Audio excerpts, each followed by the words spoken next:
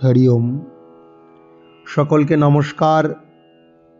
আজকের এই গীতা পাঠের ৪৭তম পর্বে আমরা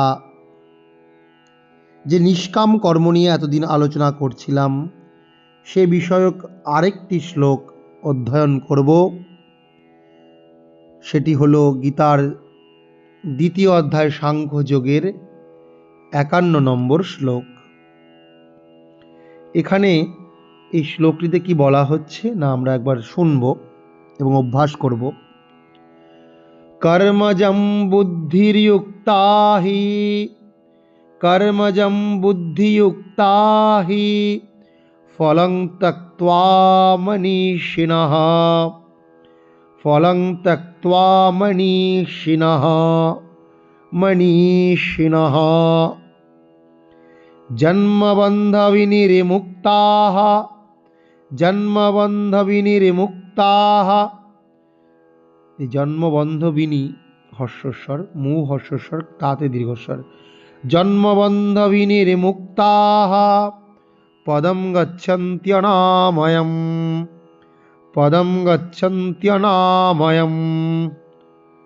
কর্মজম বুদ্ধিযুক্তা হি ফলম ত্যক্ত্বা মনীষিণঃ জন্মবন্ধন বিনির্মুক্তা জন্মবন্ধবিনির্মুক্তাঃ পদম গচ্ছন্ত্যনাময়ম। মনীষিণঃ অর্থাৎ মনীষীগণ ভগবানের সেবায় বুদ্ধিযুক্ত হয়ে, ভগবানের সেবায় যুক্ত হয়ে ভগবানের শরণাগত হন। ভগবানের সেবায় বুদ্ধিযুক্তা হি, সমস্ত ফল ত্যাগ করে তারা ভগবানের সেবায় নিজেদেরকে যুক্ত করে শরণাগত হন। যে কারা? যারা মনীষী ব্যক্তি তারা।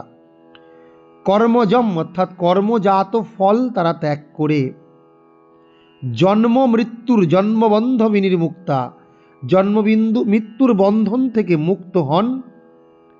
এইভাবে হি গচ্ছন্তি অনাময়ম, এইভাবেই তারা সমস্ত দুঃখ দুর্দশা থেকে মুক্ত হন। গচ্ছন্তি অনাময়ম অর্থাৎ দুঃখ দুর্দশা রহিত, যেখানে কোনো আময় নেই, অর্থাৎ কোনো রোগ নেই, ব্যাধি নেই, দুঃখ দুর্দশা নেই, সেই অনাময় লোক, অনাময় যে সুখ ভোগ আনন্দ তারা কিন্তু তা লাভ করেন। তার মানে যারা মনীষী ব্যক্তি তারা যদি কর্ম থেকে যে সে জাত ফল, সে ফল ভোগ করেন না। অর্থাৎ তারা যা কিছু করেন সেই কর্মফল যদি ভালো হয় তার ফলও তারা ফলাকাঙ্ক্ষী হন না, ফলের আকাঙ্ক্ষা করেন না। ফলে আশাহি পরমম দুঃখম, এই আশাজনিত যে দুঃখ, সেই দুঃখ তারা কখনোই ভোগ করেন না। কর্মজনিত যে কুফল, সেই কুফলও কিন্তু তারা কখনো ভোগ করেন না মনীষী ব্যক্তি। মনীষিণঃ কর্মজম বুদ্ধিযুক্তা, তারা কিন্তু বুদ্ধিযুক্ত ব্যক্তি, অর্থাৎ ভগবানের সেবায় নিয়োজিত ব্যক্তি। হি কর্মজম ফলং ত্যক্ত্বা মনীষিণঃ, কি করেন না? জন্মবন্ধ বিনির্মুক্তা হন তারা।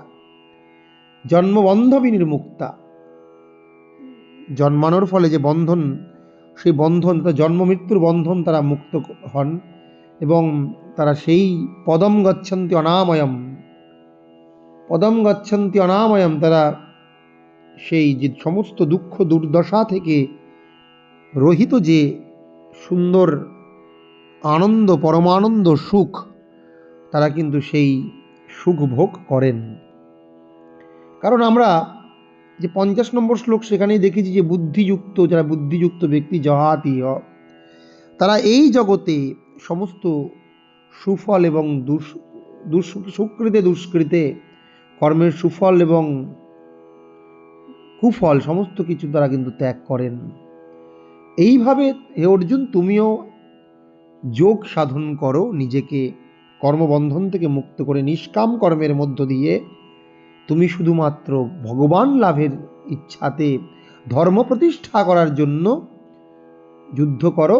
যুদ্ধস্ব, এটাই যোগ, যা কর্মের করার কৌশল বা কর্ম করার পদ্ধতি। এবং 51 নম্বর শ্লোকে ঠিক সে কথাই বললেন, এইভাবে যদি তুমি নিষ্কাম কর্ম সাধন করতে পারো, ভগবানের সেবায় যদি তুমি নিজেকে নিয়োজিত করে নিজেকে ভগবানের প্রতি শরণাগত চিত্ত তুমি হতে পারো, তাহলে তুমি কর্মজনিত যে সুফল এবং কুফল তা কখনোই তুমি ভোগ করবে না, বরং তুমি জন্ম মৃত্যুর যে বন্ধন, সেই বন্ধন থেকে তুমি মুক্তি লাভ করবে এবং তুমি অনাবিল আনন্দ ভোগ করবে। তুমি কখনোই কিন্তু যে সুখ দুঃখ দুর্দশা ইত্যাদি ভোগ করবে না, ইত্যাদি তুমি অনায়াসে অতিক্রম করতে পারবে। এটাই কিন্তু এই শ্লোকের মূল তাৎপর্য, যা আমরা শুনলাম। শ্লোকটি আরেকবার শুনব। কর্মজম বুদ্ধিযুক্তা হি, যে কর্মজম সমস্ত হর্ষ, কর্মজম বুদ্ধি যুক্তা, ইউ পর্যন্ত হর্ষ, কর্মজম বুদ্ধিযুক্তা হি ফলম ত্যক্ত্বা, এই যে ফলম হর্ষস্বর, ফলম ত্বা হর্ষস্বর ত্বা, ফলম ত্যক্ত্বা, ফলম ত্যক্ত্বা মনীষিণঃ, মনীষিণঃ, তাহলে একসাথে কি বলবো? কর্মজম বুদ্ধিযুক্তা হি ফলম ত্যক্ত্বা মনীষিণঃ জন্মবন্ধ বিনির্মুক্তাঃ, ইক্তাঃ হাতে বিসর্গ, তাতে, আর না সব দীর্ঘস্বর, বিসর্গ দীর্ঘস্বর এখানে আতে, আর বাকি সব হর্ষস্বর। জন্মবন্ধ বিনির্মু এ পর্যন্ত হর্ষস্বর, জন্মবন্ধ বিনির্মুক্তাঃ পদম গচ্ছন্ত্যনা পদময়ম, এই পদম গচ্ছন্ত্য এ পর্যন্ত হর্ষস্বর, পদম গচ্ছন্ত্যনা দীর্ঘস্বর ময়ম, পদম গচ্ছন্ত্যনাময়ম। সকলকে অনেক অনেক নমস্কার। আপনারা এইভাবে গীতা পাঠ শুনুন এবং এইভাবে গীতা পাঠের পাশে থাকুন।